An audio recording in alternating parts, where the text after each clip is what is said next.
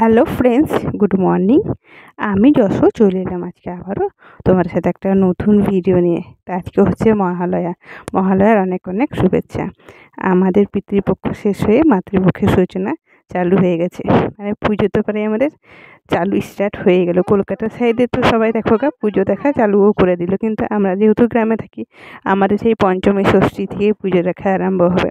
ঠিক সেই মতো আমরাও পঞ্চমী ষষ্ঠী থেকেই ভেবে রেখেছি বেরোবো।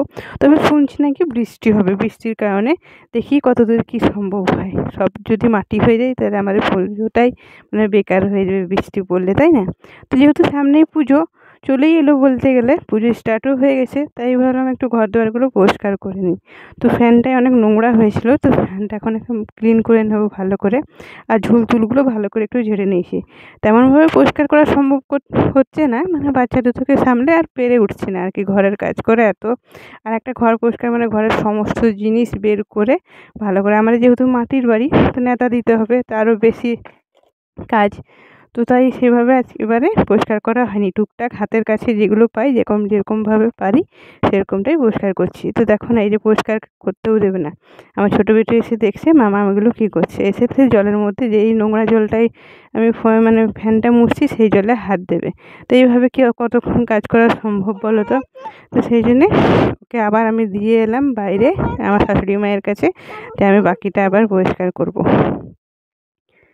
এক মুহূর্ত তারা আমাকে ছাড়া থাকবে না, মানে দুষ্টুমি তাদেরকে করতে হবে। যার জন্য জানো তো প্রচুর চাপ হয়ে যায় কাজ করাটা। আর তাদের সিমিও আছে, দেখো 2 ভাই বোন মিলে আমাকে খালি বিরক্ত করছে। আর ফোন দেখেছি এখানে ক্যামেরা অন আছে, 2 জন মিলে চলে এসছে এখানে দেখো ক্যামেরার সামনে। তো পরিষ্কার করার পরে হাত পা পরিষ্কার করে দুজনকে আমি এখন চিড়ে খাওয়াবো। এখানে অনেকদিন পর চিড়েটা খাওয়াচ্ছি, আর কিছুতেই খেতে চাইছে না। দেখো বাচ্চাদের খাবার খাওয়াতে গেলে কত যে যুদ্ধ করতে হয় সেটা শুধু মানে মায়েরাই জানে। তো কোনো রকম মানে 1 চামচ 2 চামচ করে খাওয়ানোর চেষ্টা করছি। বড় বেটু যদিও বা খেয়ে নিচ্ছে, ছোটোটা একদমই খেতে চাইছে না, উল্টো আবার ফেলে দিচ্ছে চামচটা আমার হাত দিয়ে। দেখো না কত কিছু ভুলিয়ে ভালিয়ে টিভি লাগিয়ে দিয়েছি যেন একটু কার্টুন টার্টুনগুলো দেখে 2 চামচ অন্তত খেলে মায়ের মনটা ভালো লাগে, যেন মায়ের মন পেটটা ভরেছে এরকম হয় বাচ্চারা খাবার খেলে। কিন্তু খেতে সে কিছুতেই চাইছে না। তবে অনেক কষ্ট করে তাদের 2-4 চামচ মতন খাওয়াতে পেরেছি। এখন দেখো কীরকম হাতে পায়ে ছুঁড়ে নিচ্ছে। বাচ্চা তো এরকমই হয়, পরিষ্কারও করতে হবে সবসময়, এগুলোই করি আমি। বাচ্চাদের পেছনে কেটে যায় সারাটা দিন আমার। তো বাচ্চাদেরকে খাইয়ে দাইয়ে তারা এখন খেলা করছে তার স্বামীর সাথে। আমি এখানে মাছ ভাজবো, চুনো মাছ নিয়ে নেওয়া হয়েছে। চুনো মাছটাকে ভেজে নিচ্ছি, একটু মুড়ির সাথে খাওয়া হবে, সাথে একটু ভাতের সাথে ঝাল করব। তো মচমচে করে ভেজে নিচ্ছি মুড়ি খাওয়ার জন্যে। আর সাথে বেসনের বড়া ভাজবো। এই দেখো পেঁয়াজ দিয়ে, লঙ্কা, জিরে টিরে এগুলো দিয়ে একটা বেসনের বড়া ভাজবো। আর চলে এসছে এখন বর। দেখো বর এলে বেটুগুলো কত যে খুশি হয়, পাপা এসেছে পাপা এসেছে করে কোলে চেপে গেছে। আর সাথে বরও প্রচুর খুশি হয় বাড়ি এলে। তার মানে আসার সাথে সাথে তার ছেলেদের দেখতে হবে, তার ছেলেরা যদি ঘুমিয়ে পড়ে তো বরের মনটা খারাপ হয়ে যায়। সেই জন্য ওদেরকে আমি জাগিয়ে রাখার চেষ্টা করি। তার বাবা যে মুহূর্তে আসে তার বাবা খুশি হবে, আর আমার ছেলেগুলোও দেখে খুশি হয়ে যায় তার বাবাকে দেখে। তো দেখো কত কিছু জিনিস নিয়ে এসছে।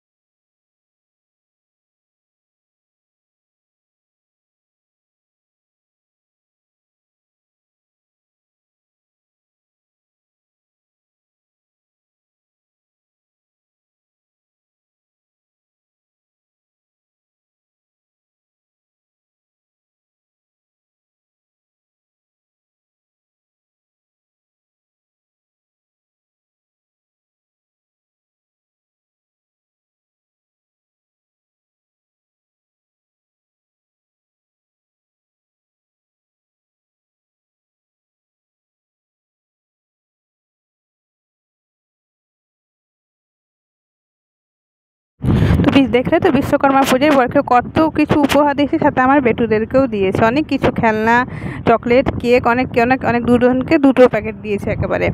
তো বেটুরা তো পেয়ে প্রচুর খুশি হয়ে গেছে। তো বর আসার সাথে সাথে দেখো সামনে যেহেতু পুজো, তাই ওদের চুলগুলো একটু শেপ করে দিয়েছি। কিছুদিন আগেই চুল কেটেছিল, এখন বলে আর একটু ধারে ধারে যেগুলো বেরিয়েছে সেগুলো শেপ করে দিই। তো চুপচাপই বসে বসে কাটছিল, হঠাৎ করে সে বলছে আমি মেশিনটা হাতে নেবো, যে মেশিনটা দিয়ে চুল কাটা হয়। সে এবার বলছে এটা আমাকে চালিয়ে দাও, জেদ ধরে নিয়েছে। তবু কোনো রকম ভুলিয়ে ভালিয়ে চুপ করে রাখা হয়েছিল, না তো আবার কেটে যাওয়ার সম্ভাবনা থাকতে পারে বলো। আর ছোটোটা দেখছে তার লাইন কতক্ষণে আসে, চুপটি করে বসে আছে গরমের মধ্যে। আমি বলছি চল ঘরের ভেতরে চল, বলছে না আমার লাইন আসবে, দাদা ভাইয়ের হয়ে গেলে আমি এখানে বসে থাকি। তো দেখো অবশেষে তার লাইনও চলে এলো, আর চুপটি করে বসে আছে যেমন সে কিচ্ছু জানে না। কত ভালো ছেলে, কত শান্তশিষ্ট ছেলে দেখে মনে হচ্ছে। আর এখানে বড় বেটুকে স্নান করিয়ে নিয়ে চলে এলাম। এই দেখো স্নান করতেও তারা খুব ভালোবাসে। আমার বেটুটার গুণ খুব ভালো, জানো তো, নখ কাটবে চুপটি করে, চুল কাটবে চুপটি করে। অন্য বাচ্চারা নখ চুল এসব কাটতে চায় না। তো ওদের স্নান করিয়ে ঘুম পাড়িয়ে দিয়েছি। এখন আমি এখানে বাকি রান্নাটা সেরে নিই। অর্ধেক রান্না হয়ে গেছে, অর্ধেক রান্না করার পরে ওদেরকে এসব করালাম, ঘুম পাড়ালাম, স্নান করালাম। এবার মাংস রান্নাটা বাকি ছিল, সেই মাংস রান্নাটা করে নিয়েছি। গ্যাসে রান্না করছি আজকে, গ্যাসে মাংস রান্না খাওয়ার ইচ্ছা হয়েছে অনেকটা, সেই জন্য রান্নাটা করে নিচ্ছি গ্যাসেই। আর টেস্টি হয়েছিল অনেক।